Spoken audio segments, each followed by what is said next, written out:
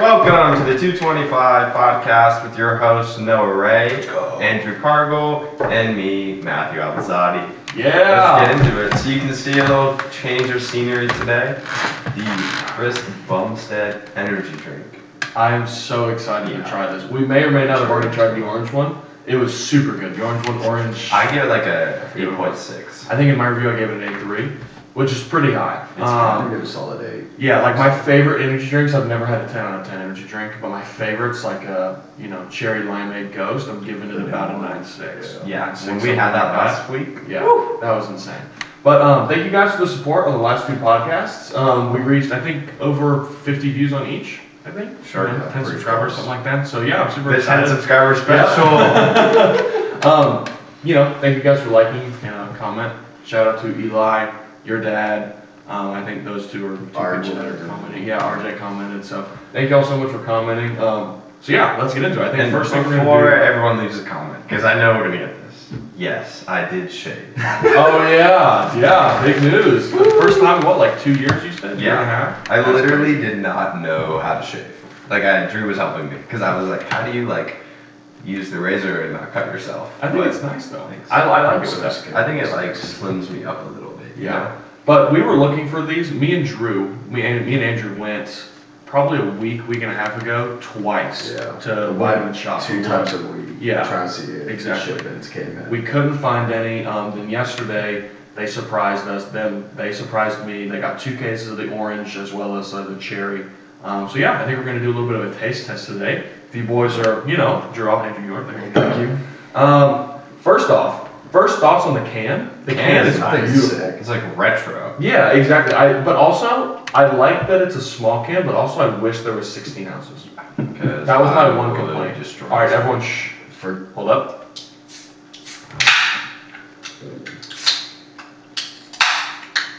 That's nice. All right, now we gotta get Cheers. Whoa. Ooh, yeah, that smells pretty nice. That smells pretty nice. It smells like, you know what that smells like? It smells like the Hawaiian fruit punch. Yeah, it does. All right, 3, 2, 1. That tastes like carbonated Hawaiian fruit punch, just a medium. I get what Chase was saying, though. It's not super in your face. I think I like the orange more. Let me get another sip.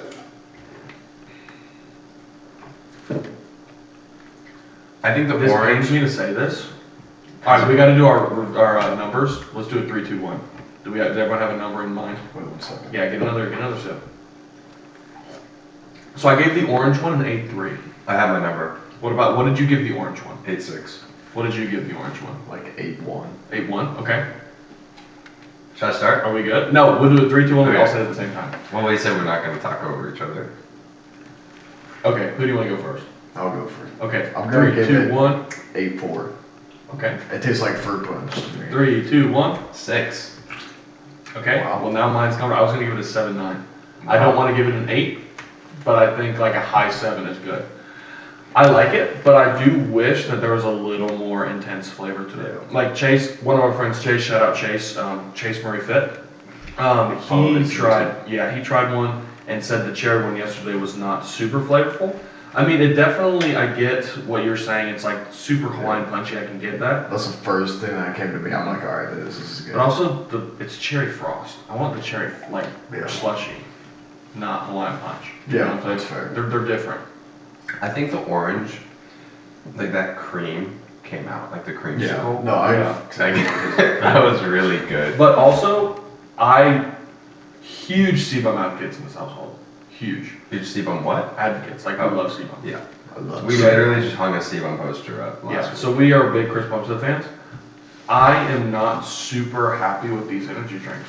I think for $4 a can, $3.79 at your local vitamin shop for this, I think that's way too much. And it's like, it's kind of a money grab. And for me personally,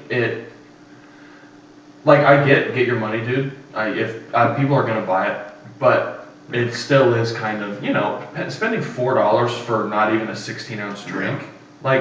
This is a coffee. It says it on here. It's equal to 12 ounces. But people will go through Starbucks and get a small coffee for $6. A small black coffee should be at $3.50 at most coffee shops. Yeah. Or less, sometimes 2. I think my biggest issue is it's for the price. Sorry, the carbonation's getting. I know, I'm kind of remember this one. The biggest issue is like this should be $250. I agree. You know, at bulk they were $250 a price, but for less caffeine, less ingredients. I don't know. Also less size. Like you can buy Ghosts are right. cheaper, Reigns are cheaper, and you get 16 ounces. But you know this message on let's read that. Cognizant Citylene, maybe it's going to make us give the best podcast ever, and we'll change our minds. Let me read this. Don't be a bum. Wake up early and chase greatness, but don't get caught complaining. Dream so big it scares you. Expect less and hope more. You'll be happier. Take risks. You don't have the answers. Go find them. Love your mom. She didn't raise no B word. You have one life. Set the damn standard. That actually kind of sick. That may increase my score to an 8. This might make it worth $3. Because I love on his pre-workouts he also has a motivational kind of quote on there, and I really do like that. I don't like read it and I'm like, oh my gosh, now I gotta go. It's like it is cool. It's one of those small things. It's like, oh crap, that's it is small cool. details. Yeah, and also set the standard always. So. I wore this shirt specifically for this. Y'all are obviously lacking, but you know, it's whatever. I have a Lico. Shout out to Hall of Performance for all your Lico dudes. But okay, so that was a good review. But what we were kind of going to get into today was just some getting into the gym, like how newbies can get into the gym, some differences between bodybuilding, powerlifting. Because I do come from a mainly bodybuilding background, whereas these two come from powerlifting backgrounds. So we wanted to kind of compare the two. Also, we're going to talk about some coaching stuff today. And some kind of, different aspects of that. So to start off, I guess going to the gym, it's kind of different because I was in like middle school, so we were kind of forced into it. But I think to the average person, like, it's scary.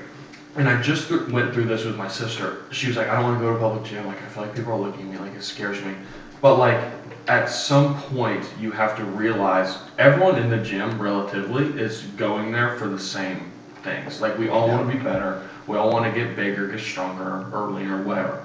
Like, everyone's going there for similar reasons. And if there's someone in there that's like, hardcore judging for someone for being overweight, underweight, not working hard enough, like, it'll come back on them, I think. I'm a firm believer in that. Like, if you go into the gym and are actively like judging people that are like, oh, you're not doing this right, you look stupid, like all this stuff, like, that's just not, there are people like that, but I think you also just got to kind of look past that and be like, I'm trying to grow for myself, I'm trying to get better, I'm trying to get bigger, and kind of do that for myself. You can't worry about others. Exactly. I don't think you can worry about others, especially in the gym community. Like, you can't let outside people be involved, like their opinions be involved in what you believe and what you do.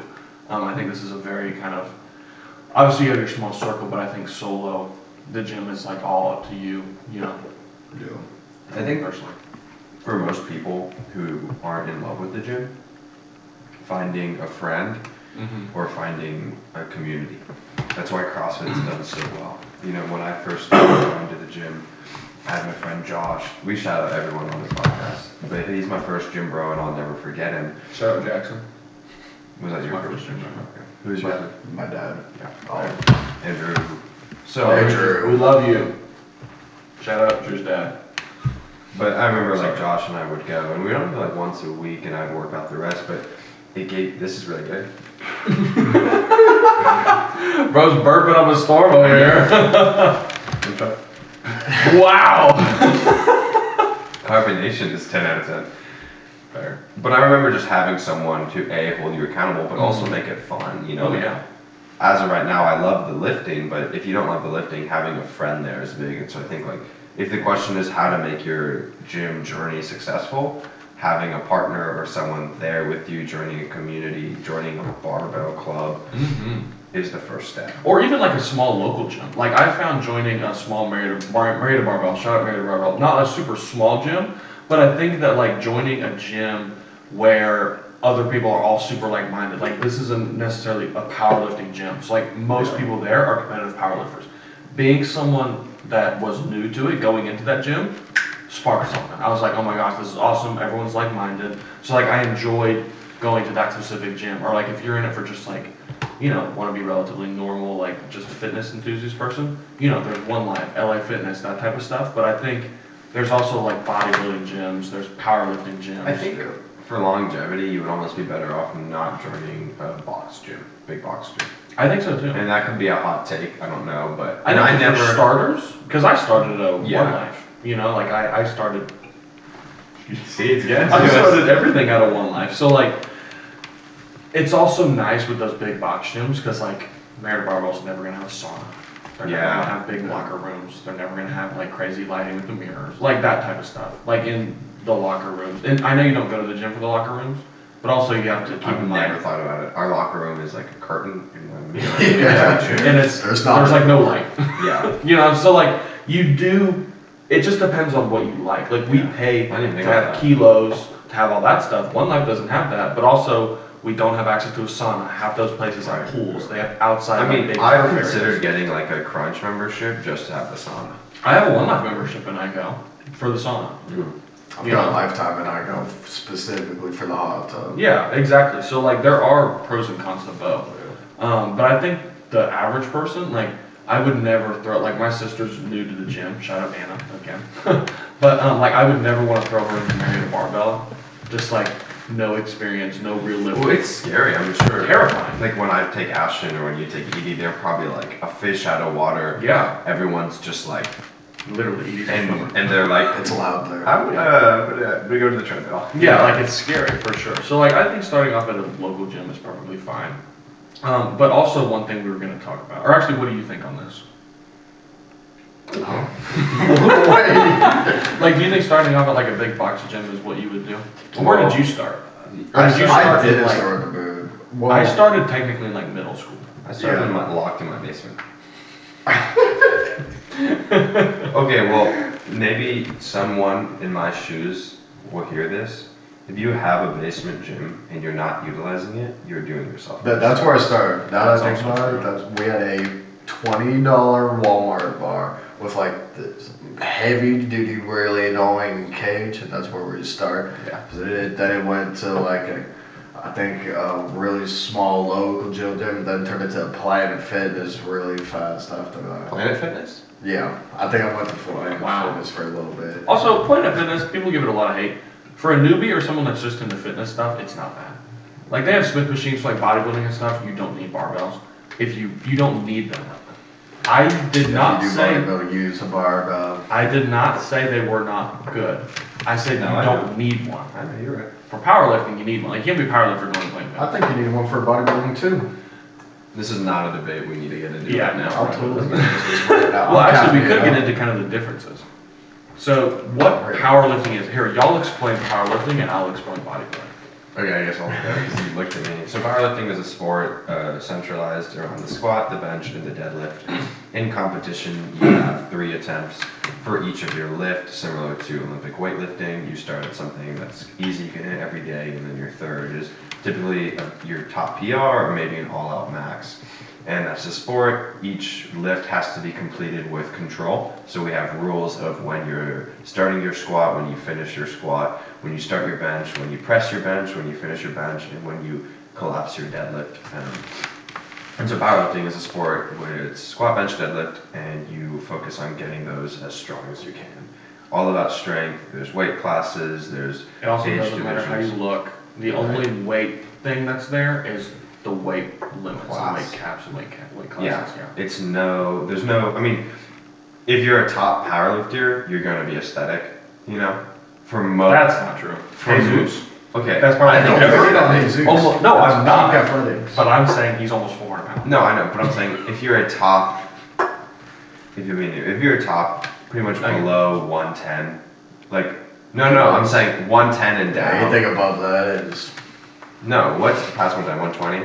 125. 125. 125 We're plus. talking about kilos, by the way. You might lose aesthetics. I've still seen aesthetic guys at that weight, but 110 down is typically, if you're a top, Bob, incredible physique, and then you go to the, most 100s have a great physique, 90s have good physiques, Russell, or he is 82, he could walk on stage.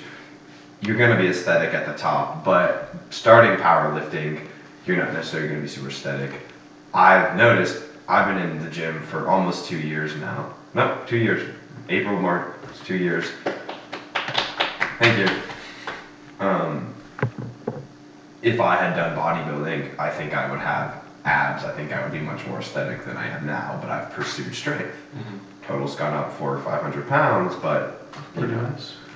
so that's powerlifting. Yeah, and powerlifting also, like, yes, nutrition is important, but it does not revolve around the sport. You can still eat not 100% clean and be a very good powerlifter.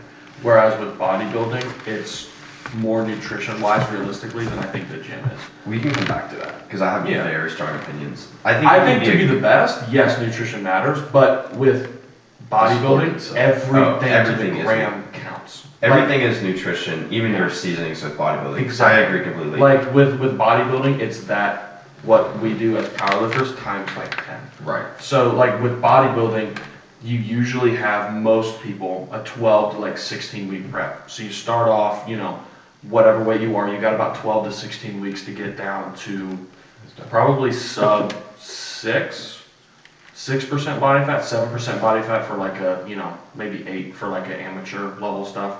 You're looking around anything around under 8, 7.5. But basically you have that prep, you get down super lean, and you are judged on the one day it matters, where you are as peeled as you can be. There's classic physique, which you are in your little undies, whatever, but you go around, you pose, all that stuff. There's open, which are the mass monsters, also in the little bongs and shit. Sorry, didn't even say that. For my roommate, old roommate, had a posing pouch that was made out of candy. For anyone who Wait, Like what? a pose. Like the thong. He had the posing. Oh, yeah. Okay. So, and then there's open, which there are no weight classes in open. So that is for what a lot of people see as bodybuilders, like the mass monsters. Then there is 212, where 212 pounds is the weight cap. Those are normally the short guys, short kings. 212 is the weight cap. And then there's men's physique, which is the bathing suits. You wear the 9-inch shorts. Legs are not involved in judging, and it's all just, you know, chest, back, shoulders, abs, all that stuff. So yeah, there's multiple divisions. Weight classes, there are weight classes in classic physique, but a lot of people are not hitting those unless, you know, you gotta be really big to hit some of those weight caps. So yeah, that's kind of what bodybuilding is. To train for aesthetics, you literally just train specifically on how you look. Does not matter your strength, does not matter all this. You want mind-muscle connection, you want as much blood flowing into that muscle group as you possibly can. Usually you can train like more days. Like when I was doing bodybuilding style training, I was training 6 days a week. You know, the workouts are never usually as long, but you're in, you're out, and you are trying to get a pump, trying to get that crazy pump, and that's all. Whereas with powerlifting, it's more so, I want to work on strength, you're, you know, doing a lot of compound movements, all that stuff, whereas with bodybuilding, it's just a completely different training style. So yeah, that's kind of some big differences between the two. One is for strength, one is for how you look, kind of choosing, and also when you're going into the gym, there's no need to be set out on just doing one. You can still be aesthetic and be a powerlifter. Yeah. You can still do bodybuilding and train those compound movements. Like, you don't have to be all or nothing. And you don't have to do one. Yeah, exactly. You also can be like a fitness person, or just like go for overall health. You can go for light aesthetics. I'd say train for aesthetics is different than train for bodybuilding. I think it's completely different. You know, like when I started in the gym 2 years ago, locked in my basement. You joke, but I was. I need to get a picture of my basement for us to put up here. But when I started, I was very limited to the equipment I had, but I was just like, I want to look better. Mm-hmm. You know, I wasn't like in prep. I ate really healthy, really clean, but it wasn't a prep. Yeah. I think that's an important difference. But then, you know, 8 months in, I found powerlifting, or maybe it found me. Wow. That was spiritual stuff right there. Yeah. It did find me. I wasn't looking for it. But yeah, so they're definitely different. Like Matthew said, you don't have to choose them. Did you ever do like aesthetics training, or was it always powerlifting? We did bodybuilding when it was like 10 years old when I first got in. It was 10 to 12 bodybuilding. Because your dad has done both, correct? Yeah, I mean, my dad's but your dad has competed in bodybuilding. Before. He hasn't competed in bodybuilding, but he's done that type heavy of aspect of it. Lean. Like, I think his heaviest, I want to say he was pushing 380, if not 4, and cut down to 220, 230. It was a 6'3" jack, just ripped. It was nuts. but I never trained for aesthetics or bodybuilding precisely. Do you know if he did compound movements while doing that? Oh yeah. Did he definitely always did kept those? Yeah. That's fair. Because if anyone doesn't know, Drew's father is on the world's equips team for US. So is the his United sister. States. So is his sister. And can you kind of explain a little bit about what they do with the equip lifting, the federation they're in, how they compete at worlds? Yeah, so right now, for equipped lift, for people that don't know, it's basically raw, not raw, but it's raw lifting. You have a singlet, knee sleeves, belt, wrist straps, and that's kind of your limit. For equipped, you have a special singlet and special knee wraps, specifically for like the squat. You have a squat suit and knee wraps. I've never done equipped, but I've been around it a lot, and it's a completely different sport. You've got a squat suit that's made out of just this tight canvas, like denim, that's cutting you open, like when you're gonna bleed everywhere. I always see the after effects, and it's just brutal to watch, but it's completely insane. But they compete under PA, which is under the IPF Federation, where they last year went to Canada for my dad, and then Denmark for our sister, which was an absolute blast this past year. First time I've ever been to Worlds, craziest thing ever. Just the atmosphere was completely different. It was terrifying. Yeah, think about anyone that's ever seen a powerlifting meet times like probably 50. Well, like one thing to think about Worlds is, when we go to state meet or even a national meet, it's just me and a bunch of like American lifters or national. When it's Worlds, it's you versus the world. Like you might be the only 82, I guess it's 83 for IPF, against China, Russia, England, like all these countries. Like you're fighting for America. The warm-up room was the most intimidating room. So each country basically has their own rack. Like if you're a big enough country, you have your own rack. There's the USA, US Virgin Islands, Ukraine, Germany, United Kingdom, all these different ones, and you're sitting there in the warm-up room looking around. Like the Ukrainians were crazy. They had like 7 coaches, all of them had like calculator. It was ridiculous, one of the craziest experiences of life. That's terrifying. But also on that topic, getting into coaching. Oh, I actually had a question before. Okay. Back to powerlifting versus bodybuilding. Which one are you better off doing first to then transfer to the other? I think powerlifting. I think starting with bodybuilding, getting a foundation of muscle and strength, and then going to powerlifting is the best way. Because that's what I did. Yeah. I think starting off, like training for aesthetics, because you're going to get stronger. Like bodybuilding, you don't train for strength, but you're always going to get stronger. Yeah. Eating in a surplus, training hard, you're just going to get stronger. That doesn't mean, you obviously can get stronger training powerlifting if you're just training those compound movements and stuff like that. But also like getting a good physique, getting aesthetic, and then building the strength on top of that. I think for me personally, that worked out very well, and I'm glad I did it that way. I'm glad I didn't start with just powerlifting or, just train for bodybuilding. Because also with powerlifting, it's like once you get to a certain strength, it's like now I don't want to train for like specifically bodybuilding stuff because I don't want to lose out on that strength. Like you've worked so hard to build that strength up. Whereas with being aesthetic, it takes a lot to like just actively lose muscle tissue, even if I'm just doing a flat bench press. Yeah. Like it as long as I upkeep and kind of keep on pushing those secondary movements just a little bit, I'm not going to be actively losing a bunch of muscle tissue. Yeah. So like once I build that foundation is going to be relatively safe and it's going to be there. Whereas with powerlifting, if you swap over to bodybuilding, you're going to lose some of that strength. And I feel like it's harder to put on that strength and harder to get it back. So if you think about it, just because I'm that guy, it's not about keeping that strength. So the reason I might say differently is for a couple of reasons. A, if you started, you've been in the gym with us 8 years, on and off. Sure. Yeah, very on and off. If you started powerlifting 8 years ago, I think you'd be in a different place than you are now. You'd be a lot stronger, right? And not to say you're not strong or anything like that, but if you had stuck with powerlifting the whole time, you would be extremely strong now, versus if you were aesthetics the whole time, bodybuilding the whole time, you'd be extremely aesthetic.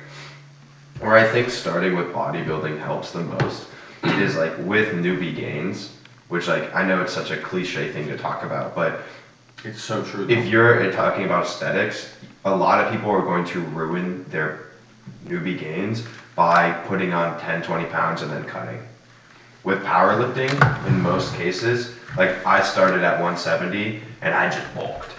And then the amount of muscle you're gonna build in that year of just straight eating, I think is a lot more than someone who goes for aesthetics to then bulk and cut, because cutting that first time is gonna send you back. Now, if I'm 170, if I bulked up to 200, yeah, I'm gonna have some fat. But in that first year, the amount of muscle I would have built to then now, I've built really good muscle, I've gotten strong, well, let me go train aesthetics. Well, I haven't wasted out on all that like newbie gains. And I know that's a silly thing to talk about, but I think like that first year, something that I'm so happy I did is I didn't cut at all. I didn't cut until like a year and a half in, because I just had time to put on as much muscle as I could. Versus a lot of my friends who started around the same time as I did and then cut, they're looking lean at like 160. That's really light. I could probably be lean 10, 15 pounds higher if I wanted to be. That's my... Yeah, also never cut in your first like year and a half of training. I do agree with that in both aspects. I don't think... Also, I'm kind of taking bodybuilding lightly. Like I was kind of...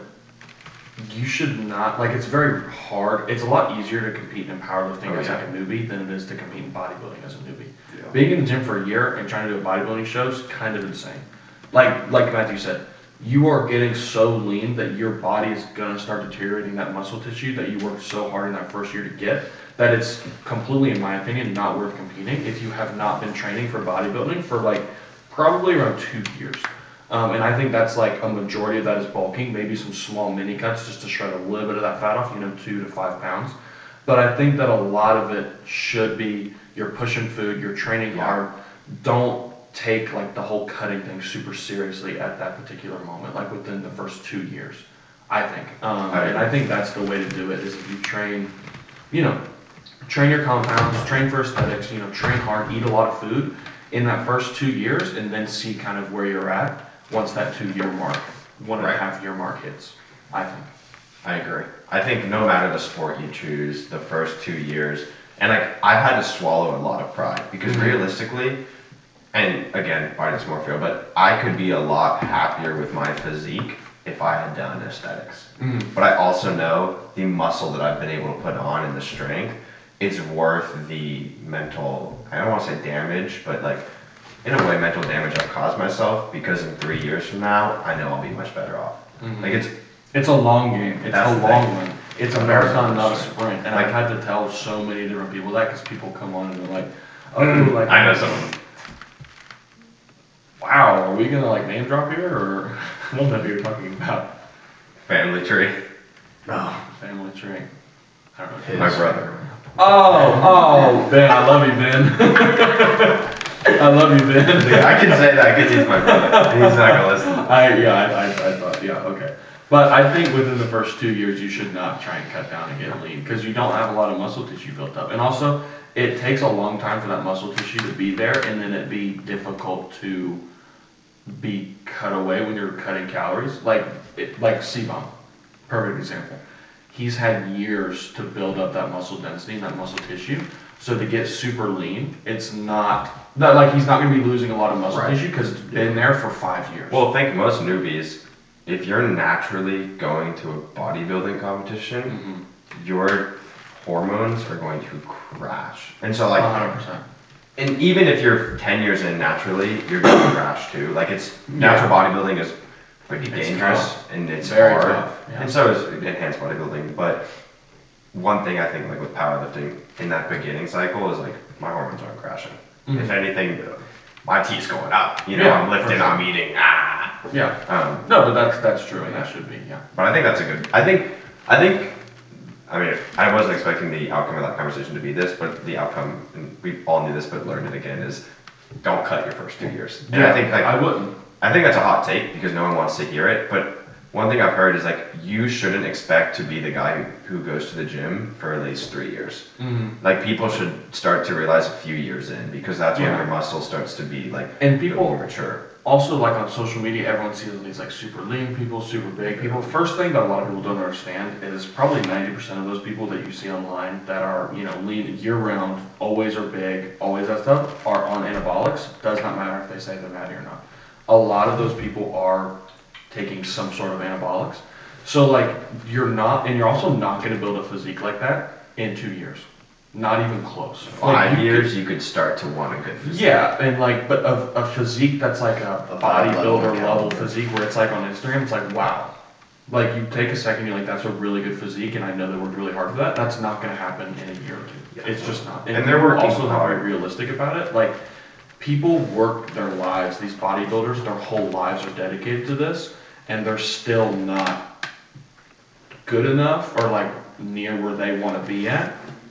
You still have to work hard on anabolics. Oh yeah. Yeah, no, I'm not taking. Oh, I'm not saying you're not. Like these people, even though they're on anabolics, they're working really. Oh, 100%. And I'm not saying automatically be there. Yeah, I'm not saying that at all. Like they definitely, like Chris Bumstead or some of these, you know, high level athletes working way harder than all of us probably combined with their food, nutrition, training. Like that's insane. Yeah. But yeah, I definitely agree. But also people compare themselves to these physiques online, and it's like, it's just not realistic because 90 to 95% of people are enhanced. The other 2% have incredibly high genetic potential. They are the 1%. Yeah, and then there's like that 2 or 3% that you see that's like, wow, they've been in the gym 10 years. Mm-hmm. Yeah. So like a lot of these people, and the gym also is now, especially with, I don't know if we're allowed to say with the pandemic, a lot of people started going to the gym. I don't know if you can say the C word on here. But a lot of people in the pandemic started fitness, so that's, 2 or 3 years. Yeah, you can't say that word on podcasts, I don't think. I don't know what it is, but the name of the pandemic. The name of the pandemic. Oh. I don't think you can say that. But anywho, regardless, like a lot of these people have been training 2 or 3 years and think that these physiques are obtainable, first off naturally, and second off in that time period, and it's just not possible. After the pandemic, it became I hate to say fad. It did, though. I think it did. So many people got entranced in it, which obviously that's awesome. It's something. Oh, I think it's great. But at the same time, this is like the trendy thing to do now, which is. I agree. It's definitely trendy, and it's also a little saturated, especially with the whole content thing. I feel like a lot of people are making just the same content, and I do the same thing. Like, I'm not saying that I don't, but I think a lot of people no one's really trying to be different, and the people that are obviously going to be very successful, but there's a lot of people that we all post the same stuff. We all have, 5, 10, 15, 20,000 followers, and there's like thousands of us. It's like a lot of people have, 5, 10, 15, 20,000 followers. It's like it's not super. But for them to make the actual jump to like 100. Yeah, once you cross that like 100, 150 area, that's where it's like you have people that are truly following. Yeah, like truly following you and really wanting to listen to what you have to say. But that's just kind of my take with that type of stuff. No, I think you're right. I mean, it's just most people are doing the exact same thing as everyone else is. Yeah, I mean, can't blame. Yeah, I'm sure it's they're fun. the same thing. Yeah. Yeah, like we all post on social take it media. to the next level is the individuality, which is hard to grow. On the larger scale, to reach that 100K plus to make it a career. Yeah, exactly. But so I feel like that topic was very good. But another thing we wanted to talk about, someone that also is still relatively new to powerlifting, you as well, relatively new, under 2-year mark. I think what I've learned is being able to be coached by someone and being able to realize that I don't know everything I think I know, and I'm willing to sit down and like listen to someone. And even if like I see us all as equal, but I know that y'all know a lot of stuff that I don't, and I also know stuff that y'all don't. So I'm really willing to listen. Like being able to be coachable, getting a coach I think is super important.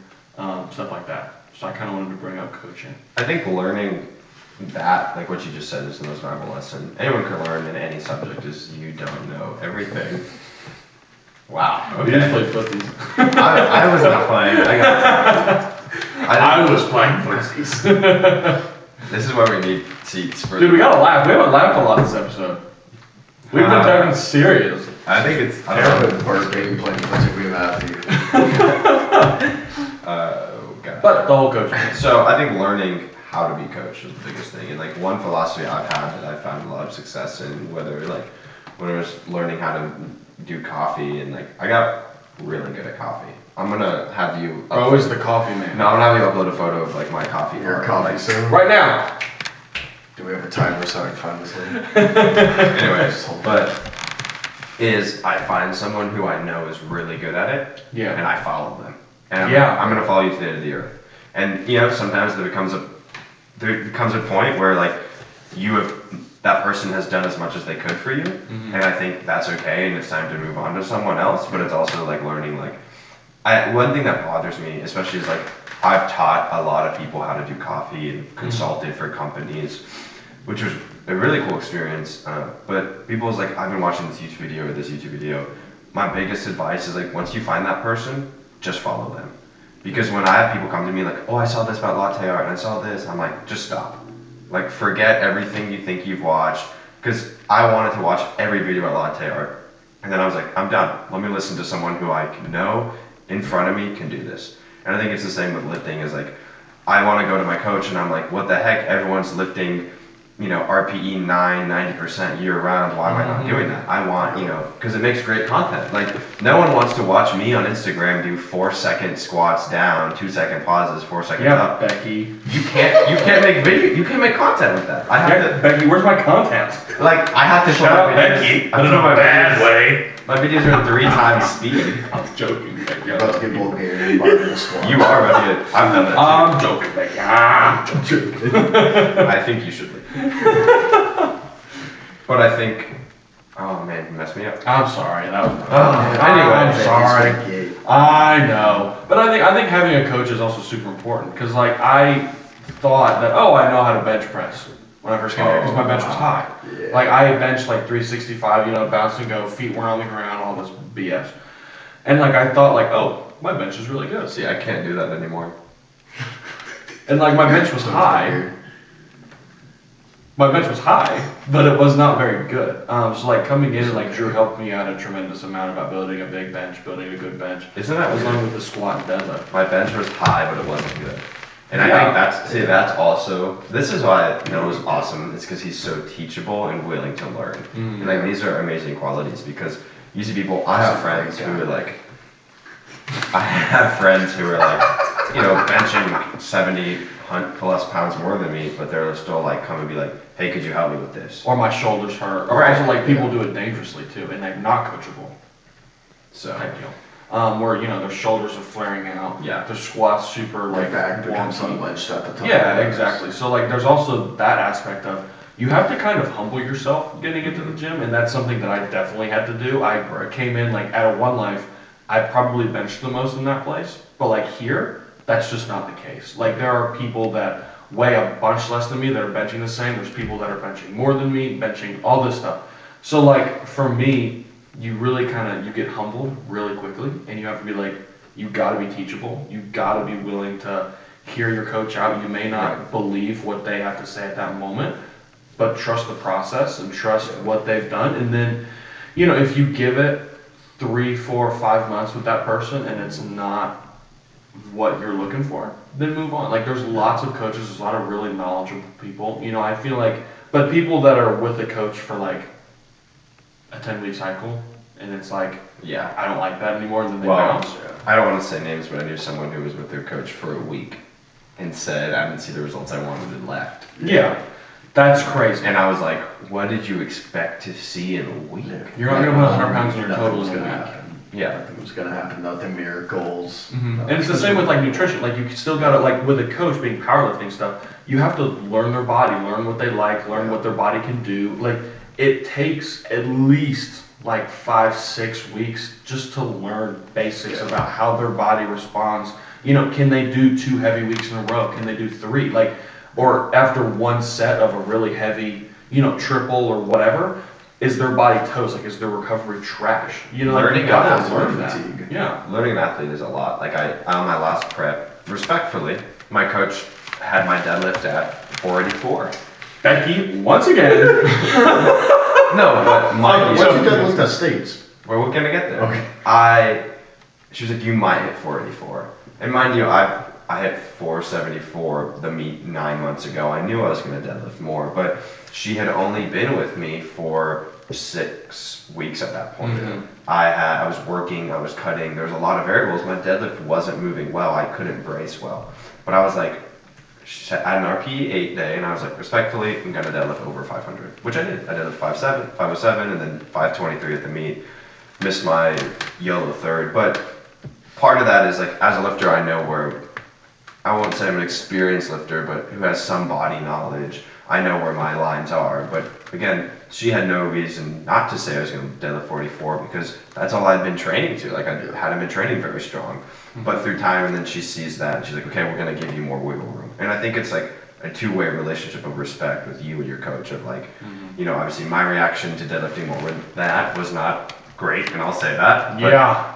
Give me more weight, Becky! Yeah. But I did it. Yeah. So, no, but I think I think that's also a big point. A big part of it is learning your coach, and it takes time, and I think the biggest thing we said is whether it's aesthetics, whether it's bodybuilding, or powerlifting, this takes time. This is not something that you're just gonna get good at. You know, very few people walk into the gym super strong. And it's also like I kind of will reiterate here, you are never going to be the most knowledgeable person. So like you might as well try and learn from as many people as you can. I've been competing for about 7 years. Like I've been with a bunch of different coaches. I feel like I've learned a lot. I've been with my current coach about 3 years now, and I'm still learning so much more. Like even though being in, I've done over another dozen comps. I'm still trying to learn so much more every single day, every single week. Like every time, trying to expand. Because I'm not that knowledgeable yet. I've been doing it a while. There's still way more experienced people out there in the world that are way beyond my knowledge of it. Well, there are people that have been doing this longer than we've been alive. Yeah. You know what I'm saying? Like there was a ref that drug tested me at the last meet. He was been competing since the 80s. Yeah. I was like, what? Like, that's insane. Like, double my lifetime, this guy has been on a platform or reffing or things like that. Like, he's been involved for 40 exactly. since powerlifting. Exactly. And I was like, that's insane. Like, being able to talk to people like that and actually, like, going in there with an open mind and dropping your ego. Yeah. So important. People with huge egos that you can back up a huge ego, but also, like, you also could be stronger, you could be better if you just listen to people that know more than you and maybe can help you that small little thing to push your deadlift 10 plus pounds. Like you might be good where you're at, yeah. But once you get to the state level, you're gonna find someone stronger. And if not, guess what? Go to the national. You will find someone stronger. And if not, you get to worlds. Yeah. And you'll find. And if not, then you do not have to listen. Then you know what? You prove me wrong. Yeah, Exactly. exactly. At that point. If you're Jesus and you don't want to listen to anyone, Yeah, fine. Fair. you're the strongest person ever exists. I don't mind. I hear you, man. I'm gonna allow it. Yeah. But if you're Matthew Alzadi, you're gonna be listening. That's all I gotta say. I will be listening. Yeah, exactly. So, all right. Well, I think I'm good. You have nothing else? Dang. This is No, quick. I think we've been talking for almost an hour. Wow.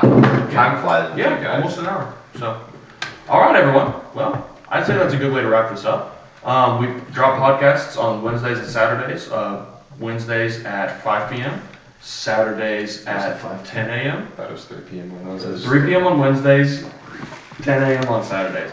So thank you guys for listening. We always appreciate like, comment, subscribe. Go follow our Instagram. We have a link tree in there that leads you to Spotify, our YouTube. Stay up to date. Follow us on Instagram. We always post posts whenever we are posting.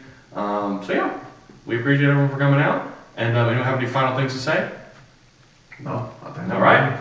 3, 2, 1, goodbye.